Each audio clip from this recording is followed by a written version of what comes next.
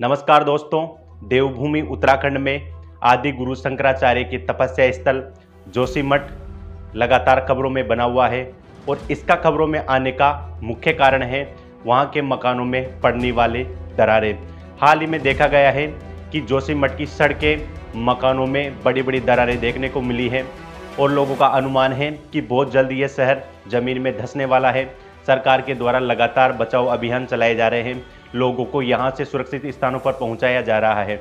हालांकि इस त्रासदी के स्पष्ट कारण हमारे सामने नहीं आए हैं। कुछ लोगों का मानना है कि यह एक प्राकृतिक आपदा है, जबकि कुछ लोगों का आरोप है कि यह मानवीय क्रियाकलापों की वजह से हो रहा है। सरकार के द्वारा चलाए जा रहे यहाँ पर प्रोजेक्ट की वजह से ये समस्या सामने आई है। दोस्तों, आज के वीडियो में हम इस समस्या पर विस्तार से बात करेंगे कि आखिरकार कौन जिम्मेदार है इस समस्या के लिए।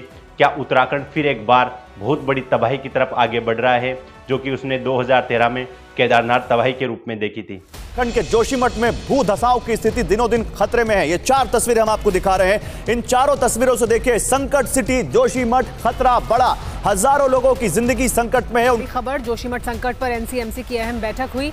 एनसीएमसी की बैठक में हालात की समीक्षा ली गई। Families shifted to safer locations. Buildings are on the brink of collapse. Uttarakhand Chief Minister Dhami to review the situation at 1 p.m. Houses, buildings, roads are cracked.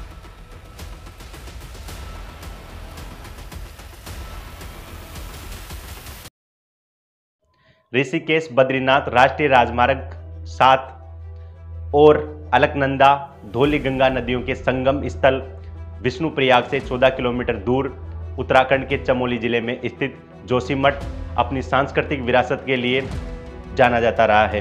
माना जाता है कि 8वीं शताब्दी में आदि गुरु शंकराचार्य ने इसी स्थान पर तपस्या की थी और इसी जगह उनको ज्ञान की प्राप्ति हुई। जोशीमठ 4 धाम यात्रा का मुख्य केंद्र समझा जाता है और जब भी यहाँ से बद्रीनाथ के लिए यात्रा रवाना होती है तो जोशीमठ उसमें बेस कैंप के रूप में कार्य करता है।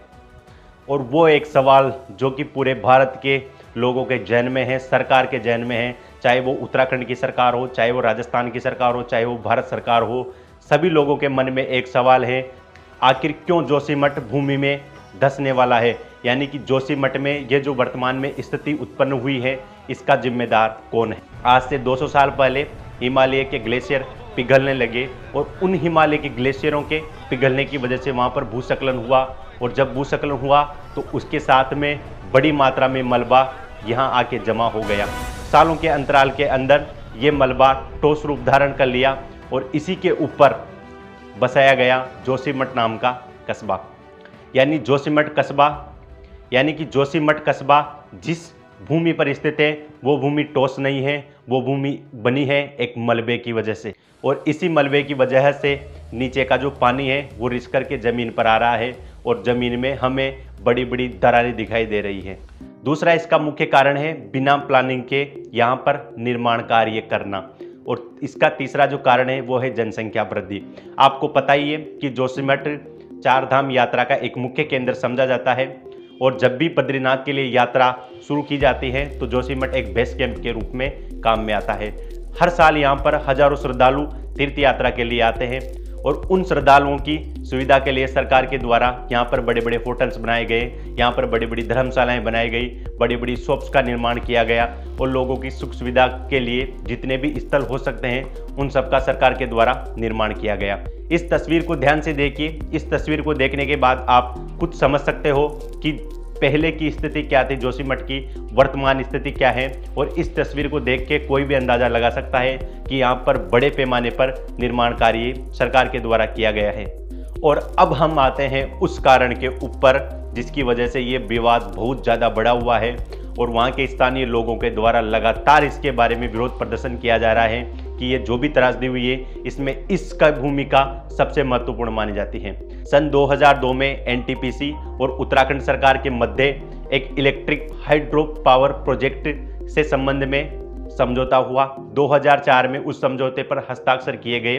2005 में उस प्रोजेक्ट की आधारशिला रखी गई जो कि जाना जाता है Tapovan Vishnugarh hydro power project के रूप में। और इसी हाइड्रो पावर प्रोजेक्ट को लेके स्थानीय लोगों का आरोप है कि सरकार के द्वारा यहाँ पर एक टनल बनाई जा रही है और वो टनल गुजरती है जोशीमठ में से होके, और जोशीमठ में से उस टनल को बनाने के लिए यहाँ पर बड़े पैमाने पर ब्लास्ट किए गए और इन ब्लास्ट को यहाँ की पर्यावरणीय स्थितियाँ सहन नहीं कर पाए और इस वजह से ये त्रासदी हमारे सामने आई है।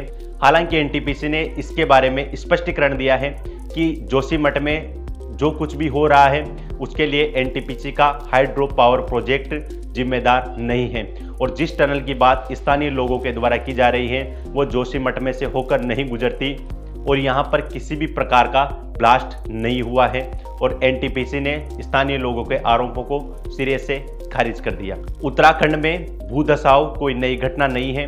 अगर हम इतिहास में बात करें तो 70 के दशक में चमोली जिले में भीषण बाढ़ आई थी। उस समय चमोली उत्तर प्रदेश का हिस्सा था, तो तत्कालीन सरकार के द्वारा गढ़वाल कमिश्नर मुकेश मिश्रा की अध्यक्षता में एक समिति का गठन किया गया और इस समिति को कार्य सौंपा गया कि चमोली जिले में जो भी बाढ़ आई है उसके पीछे कौन से कारण जिम्मेदार हैं और आने वाले समय में हमें किस तरह की सावधानी रखनी चाहिए, उसके बारे में सुझाव देने के लिए मुकेश मिश्रा समिति का गठन किया गया। मिश्रा समिति ने सुझाव दिया कि जोशीमठ एक रेत के टीले पर बना हुआ है और इसकी तलहटी में किसी भी प्रकार का बड़ा कार्य नहीं किया जा सकता, यानी कि यदि सरकार को किसी भी तरह का प्रोजेक्ट लगाना है तो वह जोशीमठ में नहीं लगाया जा सकता क्योंकि जोशीमठ एक रेत के टीले पर बसा हुआ है।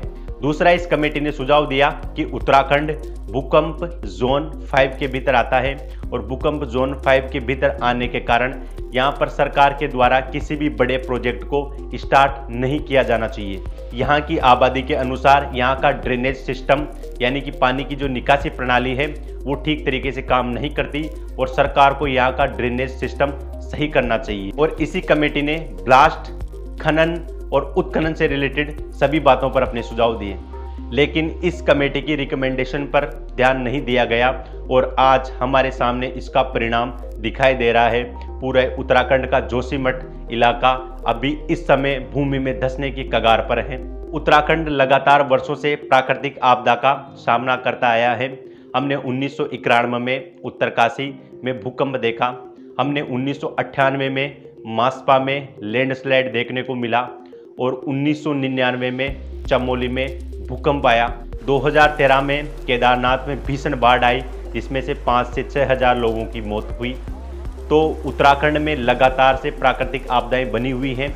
कुछ कारण इनमें प्राकृतिक बताए जाते हैं, कुछ कारण इनमें मानव निर्मित बताए जाते हैं। जिस तरीके से मुकेश मिश्रा कमेटी ने रिकमेंडेशन की, उन रिकमेंडेशन पर सरकार को ध्यान देना चाहिए, नहीं तो आने वाले समय में ये जोशीमठ में हुआ, कल नैनीताल में होगा, परसों राक्षस ताल में होगा, तो ये सभी घटनाएं हमारे सामने आ सकती हैं। तो सरकार को इस पर विचार जरूर करना चाहिए। अगर हम जोशीमठ की हाल स्थिति की बात करें तो वहाँ के 703 घरों में बड़ी बड़ी दरारें देखने को मिली हैं और सरकार का जिस तरह का अंदेशा है कि जल्दी ही ये शहर भूधसाव में जाने वाला है, तो सरकार के द्वारा लोगों को सुरक्षित कैंपों में पहुंचाया जा रहा है।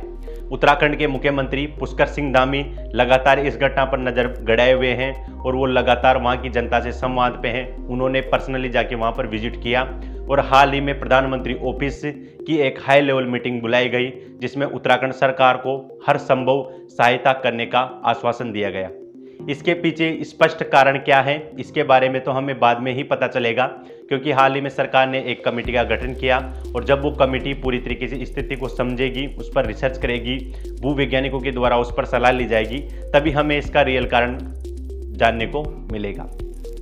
तो वर्तमान सरकार के द्वारा लगातार प्रयास किया ही जा रहा है और हमारी दुआएं उन लोगों के साथ में हैं कि जोशीमठ के जितने भी लोग हैं उनमें से किसी भी प्रकार की जान माल की हानि ना हो। हम ईश्वर से प्रार्थना करते हैं कि जल्दी से जल्दी इस त्रासदी यानी कि ये जो तबाही है इसको ख़त्म करें। और इसी के साथ आप सभी लोगों का इस चर्चा में जुड़ने के लिए बहुत बहुत धन्यवाद।